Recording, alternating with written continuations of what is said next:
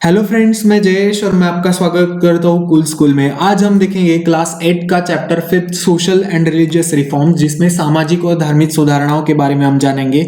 इस चैप्टर में हम देखेंगे कि कैसे कुछ शिक्षित भारतीय सुधारक, समाज सुधारक थे, उन्होंने भारतीय समाज को सुधारने की कोशिश की। उसमें हम देखेंगे कि ब्राह्मो समाज, जिसकी स्थापना राजा राजमोहन रॉय ने की थी, और उसमें प्रार्थना समाज, जिसकी स्थापना दादोबा पांडुरंग तरखड़कर ने की थी। सत्यशोधक समाज, जिसमें महात्मा ज्योतिराव फुले और सावित्रीबाई फुले इन्होंने काम किया। फिर हम आर्य समाज के बारे में देखेंगे। आर्य समाज की स्थापना स्वामी परमहंसा ने की थी। अगर आपने कूल स्कूल को सब्सक्राइब नहीं किया है तो प्लीज जरूर सब्सक्राइब कर लीजिए। इससे दो चीजें होती है, एक तो अगर हम कुछ नया वीडियो बनाते हैं तो उसका नोटिफिकेशन डायरेक्टली मिल जाता है, और सेकेंड चीज होती है कि हमें एनकरेजमेंट मिलता है। अगर हमारा काम आपको अच्छा लग रहा है तो हमारे वीडियोस को लाइक जरूर करिए। अगर आपको हमारा काम अच्छा ही लग रहा है, तो आपको अच्छा लग रहा है, आपको हेल्पफुल हो रहा है, तो आपके दोस्तों को भी हेल्पफुल हो सकता है। तो आप हमारे वीडियोस को शेयर अपने दोस्तों में जरूर करिए। फिर कैसे हिंदू समाज में सुधारणाएं की गई और मुस्लिम समाज में सुधारणाएं की गई। तो जैसे जैसे भारत में इंग्लिश की शिक्षा आगे बढ़ी, वैसे नए विचार, new thoughts, new ideas, new philosophy, नया तत्वज्ञान भारतीय लोगों को पता चलने लगा। और वो कौन सा तत्वज्ञान था? पाश्चिमात्य, वेस्टर्न विचार और वेस्टर्न जो कल्चर था वो पता चलने लगा। कल्चर मतलब होता है संस्कृति। तो उसके वजह से क्या हुआ, भारत में सामाजिक, धार्मिक और आर्थिक और सांस्कृतिक जो चेंजेस है, बदलाव है, वो होने लगे।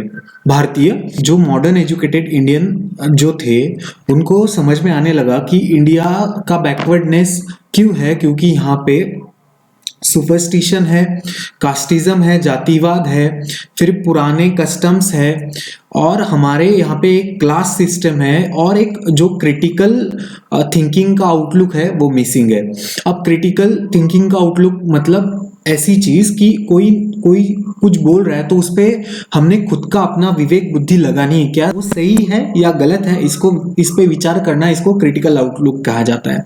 देन ऐसे जो फ्लॉज है, ऐसे जो दोष है समाज में, भारतीय समाज में, उनको निकालना बहुत जरूरी था भारत को शिक्षित करने के लिए। और एक नए सोसाइटी जो कि मानवता, समानता और बंधुता पे बेस्ड हो, इस प्रिंसिपल पे बेस्ड हो, उसको बनाने के लिए इस समाज को शिक्षित करना बहुत जरूरी था। इसलिए जो शिक्षित विचारधारक थे और समाज सुधारक थे, उन्होंने अपने जो लेखन, उनके राइटिंग से बहुत सारे सोशल प्रॉब्लम्स थे उनको सॉल्व किया, और समाज में एक अवेकनिंग की, समाज को एक विचारधारा दी, और इसी को ही इंडियन रेनेसांस कहा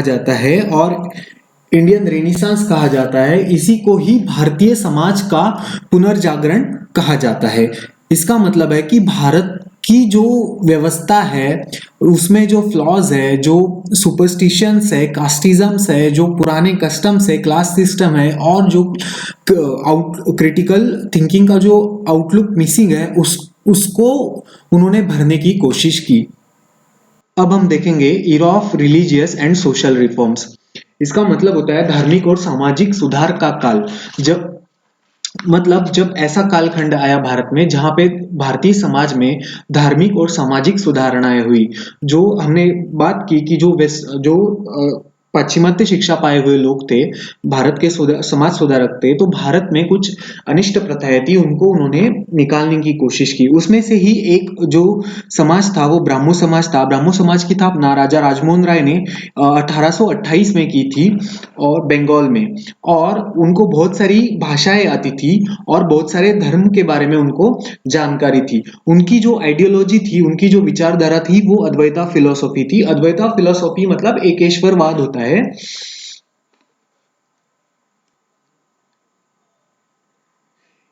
एकेश्वरवाद और कास्टिज्म को विरोध करना, क्लास में जो समाज है उसमें इक्वेलिटी लाना, और जो धार्मिक कर्मकांड है उसका विरोध करना, और प्रार्थना का following the way of prayers, प्रार्थना का अनुयायी करना, यही ब्राह्मो समाज के प्रिंसिपल्स थे, तत्व थे। उन्होंने जो सती की प्रैक्टिस थी उसको विरोध किया, चाइल्ड मैरिज को विरोध किया। चाइल्ड मैरिज ऐसा होता है कि बचपन में ही बच्चों की शादी कर जाती है। जो पुर्दा सिस्टम था उसका उन्होंने विरोध किया। उन्होंने विडो रीमैरिज और फीमेल एजुकेशन को बढ़ावा दिया। विडो रीमैरिज मतलब कि एक बार अगर किसी लड़की का पति मर जाता है तो वो विडो हो जाती है, उसके बाद में उसकी शादी पुराने जमाने में नहीं की जाती थी, और जब ऐसा कोई करता तो उसको विरोध होता था। इसको उन्होंने बोला कि नहीं, ऐसा नहीं, अगर किसी का पति मर जाता है तो उसको सती नहीं जाना चाहिए। बाद में उसको शादी करने के लिए वो प्रोत्साहित करते थे, और उन्होंने जो फीमेल एजुकेशन है, वुमेन्स लोगों को एजुकेट करने में भी बहुत आगे बढ़ावा दिया। इन्होंने हिंदू कॉलेज की स्थापना कलकत्ता में की थी, पब्लिक अवेयरनेस किया उन्होंने, जो एक न्यूज़पेपर था संवाद कुमुद में से। अब हम देखेंगे प्रार्थना समाज। तो प्रार्थना समाज की स्थापना दादोबा पांडुरंग तारखड़कर ने की थी, और उन्होंने ये कहाँ किया था, तो मुंबई में 1848 में किया था। बाद में परमहंस सभा जो है वो डिसॉल्व हो गई, और उनके जो मेंबर्स थे उन्होंने प्रार्थना समाज की स्थापना की। दादोबास ब्रदर डॉक्टर आत्माराम पांडुरंग, उनके भाई डॉक्टर आत्माराम पांडुरंग, वो पहले अध्यक्ष थे प्रार्थना समाज के। और इसकी इस प्रार्थना समाज की प्रेस्टीज बढ़ी क्योंकि इसमें बहुत सारे मुंबई यूनिवर्सिटी के ग्रेजुएट ज्वाइन हुए। जस्टिस रांडे, न्यायमूर्ति रांडे, डॉक्टर आर जी भंडारकर, ये जो दो लोग हैं इन्होंने प्रार्थना समाज का काम आगे बढ़ाया। इन्होंने भी आइडल वर्शिप को, मूर्ति पूजा को विरोध किया।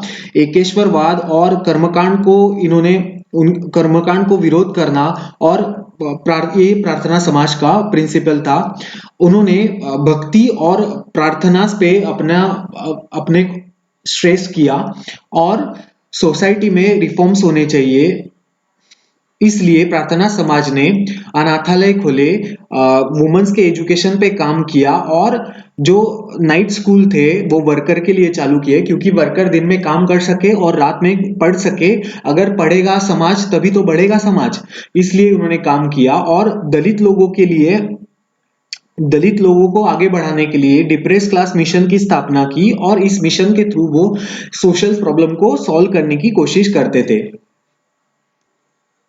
सत्यशोधक समाज की स्थापना जो की थी, इनका नाम आपने सुना होगा, महात्मा ज्योतिराव फुले। इन्होंने 1873 में सत्यशोधक समाज की स्थापना की थी। और सत्यशोधक समाज का जो काम था वो इस प्रिंसिपल पे बेस्ड था कि जो सोसाइटी है वो समानता के प्रिंसिपल पे बेस्ड होनी चाहिए, समानता के तत्व पे बेस्ड होनी चाहिए। ये सत्यशोधक समाज का एक प्रिंसिपल था। उन्होंने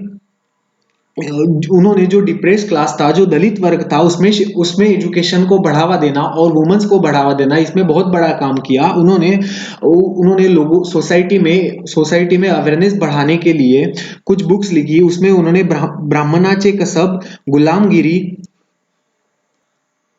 शेतकऱ्याचा आसूड और सार्वजनिक सत्य धर्मा ऐसी बहुत इंपॉर्टेंट ऐसी बुक लिखी। उन्होंने जो ओल्ड ट्रेडिशंस थे और कस्टम्स थे उनको बहुत ज्यादा विरोध किया, और उन्होंने कहा कि डिस्क्रिमिनेशन जो है, जो छूत अछूत की जो व्यवस्था है वो बहुत बहुत ही बुरी है। और ना वो सिर्फ आदमी और औरत में एक भेद खड़ा करता है, तो ये मानवता में ही खुद एक भेद खड़ा करता है। ये आपको महात्मा ज्योतिराव फुले जी की जो इमेज है वो दिखाई देगी।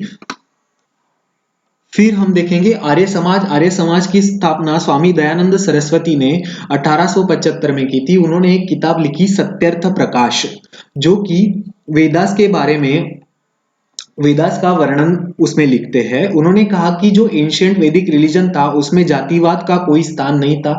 जो जातिवाद अभी है वो बाद में तैयार किया गया। उन्होंने लैंगिक समानता के बारे में भी काम किया। लैंगिक समानता मतलब जब मेल और फीमेल को कम ऊंच नीचा समझा जाता है, उसको लैंगिक असमानता कहते हैं। और जेंडर इक्वालिटी मतलब होता है कि आपके मेल और फीमेल को एक जैसा ही माना जाए। उन्होंने एक घोषवाक्य दिया, वेद गो बैक टू वेदास, वेदों के पास चलो। इसका मतलब होता है कि वेदों जो वैदिक पीरियड है वहां से कुछ सीखो।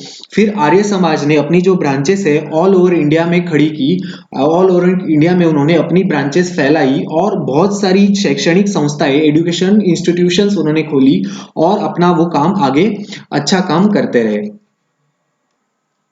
रामकृष्ण मिशन की स्थापना स्वामी विवेकानंद जी ने की थी। स्वामी विवेकानंद जी जो थे वो रामकृष्ण परमहंसास के एक शिष्य थे। उन्होंने 1897 में रामकृष्ण मिशन की स्थापना की थी। रामकृष्ण मिशन लोक सेवा के लिए काम करता था। उनका प्राइमरी जो एम था वो लोगों की सेवा करना था।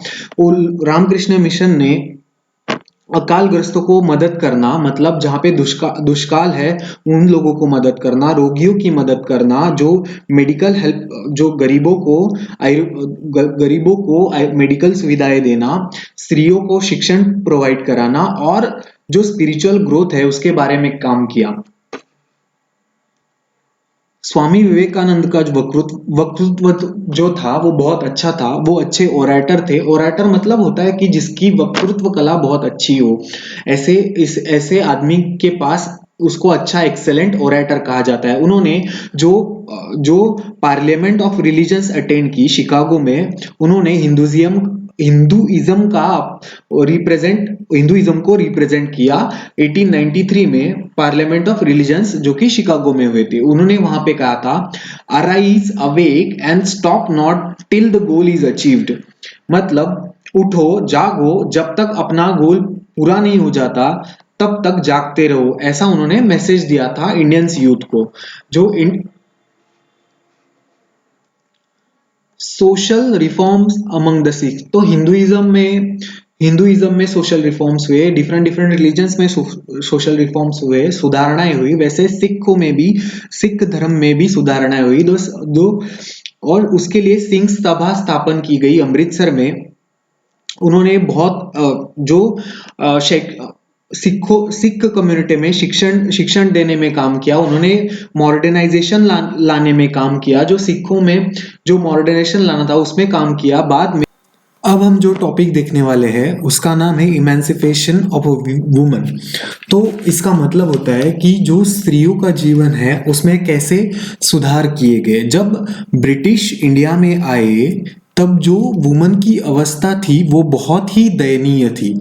उनके पास ना ही शिक्षा का अधिकार था, ना ही उनको इक्वल ट्रीटमेंट दी जा रही थी। उनकी जो है बचपन में ही शादी की जा रही थी। जो दहेज की पद्धति है वो बहुत प्रचलित थी। सती की पद्धति प्रचलित थी। केशवपन मतलब जब उनको टकला कर देना या फिर उनके केस निकाल देना, ये भी पद्धति चालू थी। और विडो रीमैरिज को विरोध भी किया जा रहा था, क्योंकि बचपन में शादी हो जाती है और किसी कारण पति की अगर मृत्यु हो जाती है तो विडो रीमैरिज को, विडो मतलब जो विधवा थी उसकी शादी करने को विरोध किया जाता था। ऐसे जो बुरे बुरे जो कस्टम्स थे इंडियन सोसाइटी में प्रचलित थे। जब लॉर्ड गवर्नर बेंटिक आए, उन्होंने जो समाज सुधारक थे उनकी हेल्प ली, जैसे राजा राजमोहन रॉय की हेल्प ली और सती प्रोहिबिशन एक्ट को पास कराया, जिसमें किसी के सती जाने पर विरोध किया गया और अगर कोई सती के लिए प्रवृत्त करता है तो उसके लिए शिक्षा का प्रावधान भी किया गया। गोपाल हरि देशमुख जो कि लोकहितवादी से जाने जाते थे, उन्होंने जेंडर इक्वेलिटी को एडवोकेट किया। उन्होंने कहा कि समाज में जो जेंडर इक्वेलिटी है वो आनी चाहिए। और उन्होंने अपनी जो लिखाण था शतपत्रे, उनके थ्रू इसको एडवोकेट किया। महात्मा फुले जी ने 1848 में भिड़ेवाड़ा में पहला स्कूल गर्ल्स के लिए खोला।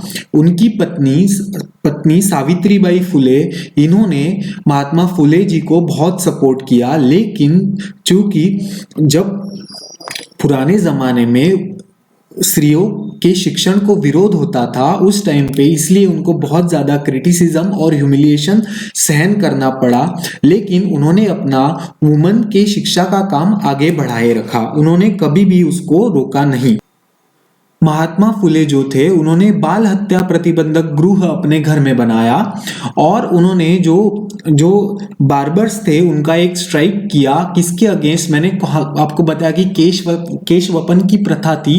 उस टाइम पे विडोज का सर मुंडवा दिया जाता था, उनके केस निकाल दिए जाते थे। उसके अगेंस्ट उन्होंने बार्बर्स का एक स्ट्राइक अरेंज किया। फिर बाल हत्या प्रतिबंधक गृह, तो इसमें क्या होता था कि अगर कोई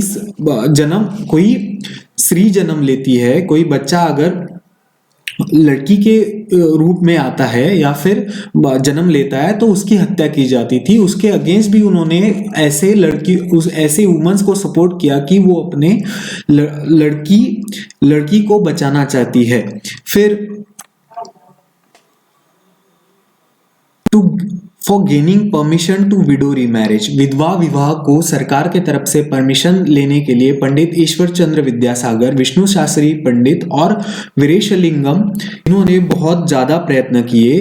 गोपाल गणेश आगरकर जो थे, इन्होंने अपना जो न्यूज़पेपर था सुधारक, उसमें से बाल विवाह के अगेंस्ट में अपने विचार व्यक्त किए, स्पष्ट विचार व्यक्त किए। उन्होंने बाल विवाह का स्पष्ट विरोध किया। महर्षि विठल राम जी शिंदे, इन्होंने देवदासी की प्रथा के विरोध में एक कॉन्फ्रेंस ऑर्गेनाइज की। देवदासी ऐसी प्रथा होती है कि जब लड़की प्यूबर्टी पे आ जाती है तो इसकी डाइटी से विवाह किया जाता है और इस प्रथा को इन्होंने स्ट्रांगली स्त्री पुरुष तुलना, जो ये बुक है ताराबाई शिंदे इन्होंने लिखा और उसमें उन्होंने अपने स्पष्ट विचार जो वुमेन्स के राइट के बारे में थे उन्होंने व्यक्त किए। उन्होंने कहा कि वुमेन्स को इक्वालिटी का राइट है, वुमेन्स को बहुत सारे राइट है जितने मेल्स को मिलते हैं। महर्षि ढोंडो कर्वे जो है उन्होंने अनाथ बालिका श्रम चालू किया जो कि ऑर्फन गर्ल्स के लिए था, अनाथ गर्ल्स के लिए था। जो महर्षि ढोंडो केशव कर्वे थे, उनके इंटेंशन ऐसे थे कि वुमेन्स जो है वो अपने पैरों पे खड़ी हो जाए, खुद वो कुछ कर सके, और उनके ही प्रयत्न से फर्स्ट वुमेन यूनिवर्सिटी सेटअप की गई 20th सेंचुरी की। पंडिता रमाबाई जो है उन्होंने शारदा सदन की स्थापना की और डिसेबल बच्चों और दिव्यांग लड़कियों की उन्होंने रिस्पॉन्सिबिलिटी ली। तो जो रमाबाई रांडे थी उन्होंने अपने जो सेवा सदन था उसके थ्रू नर्सिंग कोर्स की स्थापना की। वुमेन के लिए उन्होंने नर्सिंग कोर्स चलाया, वुमेन को सेल्फ सफिशिएंट बनाने के लिए। उन्होंने वुमेन्स के लिए जो वोटिंग राइट है उसकी डिमांड की और डॉक्टर बाबा साहेब अम्बेडकर ने भी वुमेन को जस्टिस मिलाने के लिए काम किया। महात्मा गांधी ने भी वुमेन्स के एजुकेशन के लिए काम किया और वुमेन्स ने जो है अपना फ्रीडम मूवमेंट है उसमें बहुत अच्छा योगदान दिया है। तो हमें भी हर वुमेन की रिस्पेक्ट करनी चाहिए, उसको डिसरिस्पेक्ट नहीं करना चाहिए। जितना एक मेल इंपॉर्टेंट है उतनी एक फीमेल इंपॉर्टेंट है। बिना माता के, बिना बहन के इस समाज की स्थापना नहीं हो सकती, ये समाज आगे नहीं बढ़ सकता। इसको हमें समझना चाहिए। अगर आपके कुछ ऐसे विचार है तो आप कमेंट बॉक्स में जरूर लिख सकते हैं। जैसे हिंदू धर्म में रिफॉर्म्स हुए, सिख धर्म में रिफॉर्म्स हुए, वुमेन्स के लिए रिफॉर्म्स हुए, वैसे मुस्लिम धर्म में भी रिफॉर्म्स हुए। Abdul Latif started the social reform among the Muslim community. उन्होंने द मोहम्मदन लिटरेरी सोसाइटी की स्थापना बंगाल में की। जो सर सैयद अहमद खान थे उन्होंने the Mohammedan Anglo oriental college की स्थापना की और इसको बाद में अलीगढ़ मुस्लिम यूनिवर्सिटी के नाम से जाना जाता है। वो आज भी अलीगढ़ में है। उन्होंने वेस्टर्न जो साइंस है और टेक्नोलॉजी है उसको एडवोकेट किया। उनका जो विश्वास था वो ऐसा था कि मुस्लिम समाज है वो भी प्रोग्रेस कर सकता है। कब कर सकता है? जब मुस्लिम समाज मॉडर्न एजुकेशन और साइंस का शिक्षा लेगा, तब मुस्लिम समाज आगे बढ़ सकता है। तो हिंदू सोसाइटी थी उसके लिए हिंदू महासभा एस्टेब्लिश की गई 1915 में और जो हिंदू कम्युनिटी थी उसको रिस्पेक्टेबल पोजीशन में लाने का काम किया गया। पंडित मदन मोहन मालवीय, इन्होंने बनारस हिंदू यूनिवर्सिटी स्थापना की जो कि बनारस में है। डॉक्टर केशव बलिराम हेडगेवार, इन्होंने 1925 में राष्ट्रीय स्वयंसेवक संघ की स्थापना नागपुर में की और इस राष्ट्रीय स्वयंसेवक संघ का जो एम था वो डिसिप्लिनरी और virtuous organization of Hindu youth create करना था। जो विनायक दामोदर सावरकर थे, उन्होंने पतित पावन टेम्पल की स्थापना रत्नागिरी में थी, जहाँ पे जो टेम्पल था वो सारे कास्ट और रिलीजन के लिए ओपन था और वहाँ पे कॉमन डाइनिंग प्रोग्राम्स भी अरेंज किए गए। तो मॉडर्न इंडियन हिस्ट्री में जो समाज के पुनर्जीवन का काम किया गया वो बहुत ही इंपॉर्टेंट है, जहाँ पे लिबर्टी, इक्वालिटी और नेशनलिज्म की वैल्यूज का जो स्प्रेड हुआ वो बहुत अच्छे से हुआ। और ये सारी जो चीजें हुई ये हमारे जो फ्रीडम स्ट्रगल है इसमें काम आई।